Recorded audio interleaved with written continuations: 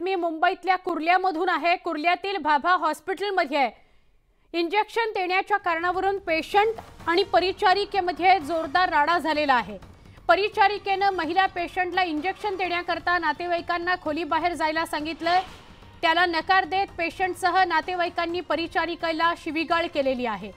रागाच्या भरात अपशब्द वापरत पेशंटने गोंधळ घालत नर्सला मारहाणही केल्याचा धक्कादायक प्रकार समोर आलाय। या घटनेच्या निषेधार्थ रुग्णालयातील कर्मचाऱ्यांनी कामबंद आंदोलन पुकारलेलं आहे। काल रात्रीच्या दरम्यानची ही घटना आहे। रुग्णालयातील कर्मचाऱ्यांकडून या घटनेचा तीव्र निषेध केला जातोय।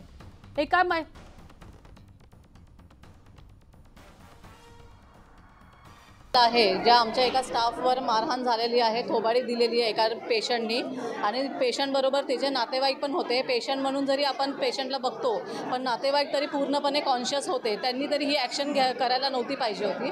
आणि आम्हाला एवढंच म्हणायचं आहे, आज आमचा पूर्ण कुर्ला बाबाचा स्टाफ इकडे मौजूद आहे। इकडे सगळे सर्वंट आम्हाला कॉपरेट करायला आहेत। इकडे सगळ्या मावशी मामा सिक्युरिटी सगळे आहेत, पण आमची एवढीच इच्छा आहे की हर एक वॉर्डला सिक्युरिटी मिळावं, कारण इकडची स्टाफ नर्स आहे ज्या हर एक वॉर्डला कधी कधी शॉर्टेज असल्यामुळे एकट्या ड्यूटी करतात, काही प्रॉब्लेम होतो। तर एक लेडीज म्हणून आम्हाला सिक्युरिटी मिळावी, कारण हे मॅटर हे एक गोष्ट आत्ताची झालेली नाही आहे, या बरेच वेळा आम्ही ह्या गोष्टी फेस करतो।